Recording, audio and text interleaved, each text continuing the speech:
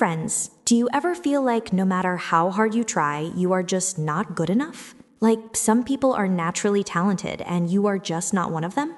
By the end of this conversation, you will understand the one invisible belief that decides whether you succeed or stay stuck forever. Because if you miss this, you will spend your entire life blaming your lack of talent instead of fixing your mindset. Hi, Surin. Welcome to today's session. Surin recently discovered something about the human mind that honestly shook him. Surin, what made you dive into this topic of mindset? Sia, I was tired of feeling stuck. I would look at successful people and think, they just have something I do not have. Some natural gift, some talent I was not born with. Then I came across this idea that completely flipped my world. It said the problem is not your talent. The problem is how you think about talent. Wait, so you're saying talent is not the issue? Then what is? It is your mindset. There are two types of mindsets that shape everything in your life: fixed mindset and growth mindset. And most people don't even realize which one they have. Okay, break it down for me. What is a fixed mindset? A fixed mindset is when you believe you are who you are and that's it. If you are not good at math, you will never be good at math. If you are shy, you will always be shy. If you failed once, you are a failure.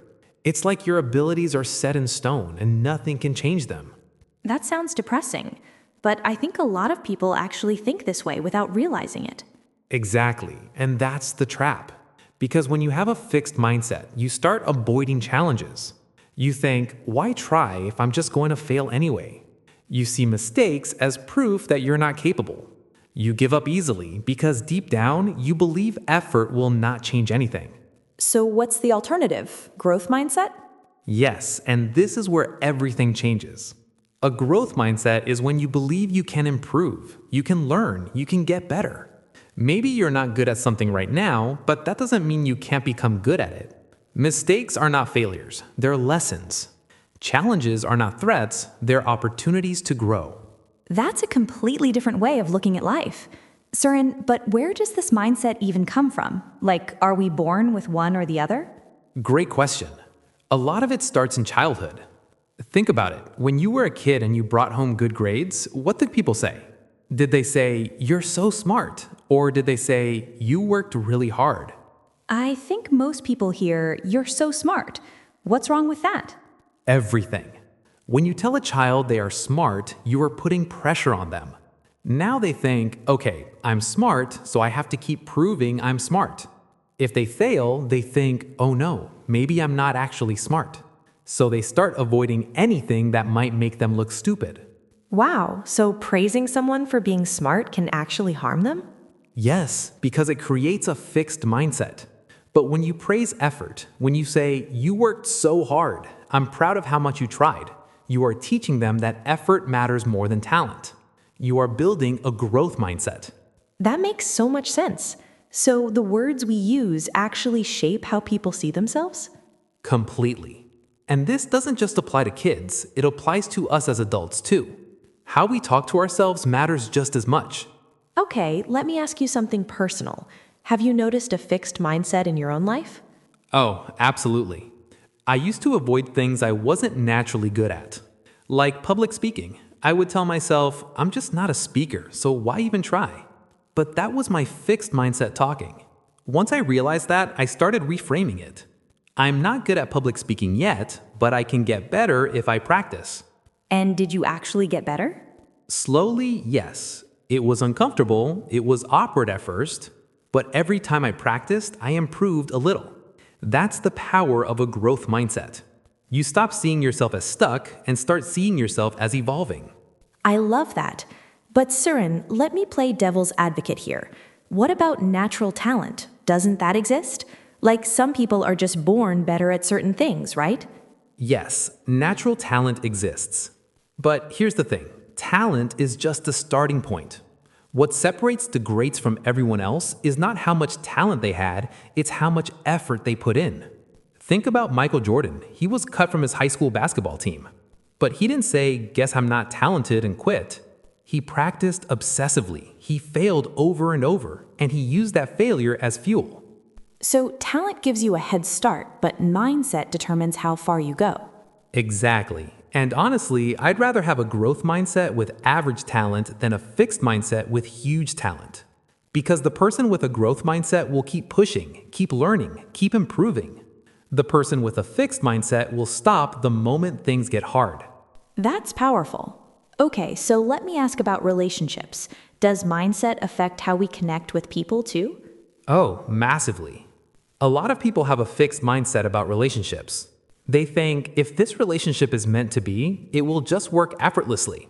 If we truly love each other, we should never fight. We should just understand each other perfectly. And that's unrealistic, right? Completely unrealistic. Every relationship takes work, communication, patience, understanding. But when people have a fixed mindset, the moment there is conflict, they think maybe this relationship is not meant to be. Maybe we're just not compatible. They give up instead of working through it. So, what does a growth mindset look like in a relationship? It looks like seeing conflict as a chance to understand each other better. It means believing that you can grow together, that you can learn how to communicate better, how to support each other better. It's not about finding the perfect person, it's about building something strong together. That's really beautiful. I think a lot of relationships fail because people expect perfection instead of growth. Exactly. And this applies to friendships, family relationships, even work relationships. If you approach them with a growth mindset, you'll build deeper, stronger connections. All right, let me shift gears. What about career and work? How does mindset play into that? This is huge. People with a fixed mindset avoid feedback like the plague, because to them, feedback feels like an attack on who they are. If someone points out a mistake, they think they're calling me incompetent. And people with a growth mindset? They see feedback as a gift. They think, oh, this person is helping me see my blind spots. This is how I get better. That's why people with a growth mindset advance faster in their careers. They're constantly learning, constantly improving, constantly asking, how can I do this better? So, ego is the enemy of growth. 100%. Your ego wants to protect you. It wants you to look good. It wants you to avoid embarrassment. But growth requires you to be vulnerable, to admit you don't know everything, to be willing to look stupid for a little while. That's tough, though. Nobody likes feeling incompetent. No, but here's the shift. When you have a growth mindset, you stop seeing incompetence as a permanent state. You see it as a temporary phase on your way to mastery. I'm not good at this yet, but I will be. That word yet is so powerful. It really is. It changes everything. I can't do this versus I can't do this yet. One is a dead end. The other is a doorway. I love that. Okay, so we've talked about childhood, relationships, career. What about parenting? How should parents approach mindset with their kids? This is so important. The way you talk to your children shapes their entire worldview. If you constantly tell them, you're so smart, you're so talented, you're putting them in a box. Now they feel like they have to live up to that label. And if they fail, they feel like frauds. So, what should parents say instead? Focus on effort, not outcome. I love how hard you tried. I noticed you didn't give up even when it was hard. You made a mistake, but you learned from it. These messages teach kids that their value is not in being perfect, it's in being persistent. And that builds resilience. Exactly, because life is not about avoiding failure, it's about bouncing back from it. Kids with a growth mindset don't crumble when things get tough. They see challenges as puzzles to solve, not walls to stop them. That's the kind of mindset every kid deserves. And every adult too, because honestly, Sia, most of us are just grown-up kids still carrying limiting beliefs from childhood. So true. All right, let me ask you something practical. If someone listening right now realizes they have a fixed mindset, what's the first step to changing it? First, awareness. Just recognizing that you have a fixed mindset is huge, because most people don't even realize their thoughts are holding them back. Second, start catching your inner dialogue. When you say, I can't do this, pause and add the word yet. When you say, I'm not good at this, reframe it to, I'm still learning this. So it's about changing the language you use with yourself? Yes, because your brain listens to what you say. If you keep telling yourself you're stuck, your brain will believe you.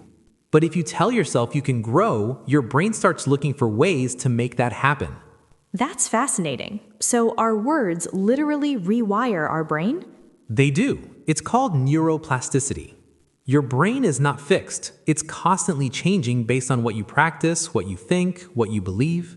That's why a growth mindset is not just positive thinking. It's scientifically backed. Okay, so mindset isn't just a feel-good idea. It's actually rooted in how the brain works. Exactly. And that's what makes it so powerful.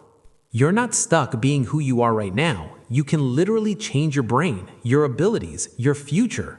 But only if you believe you can. That's honestly life-changing. Friends, this was today's book summary. Please let us know how you liked it by commenting below. And thank you for listening to the summary till the end.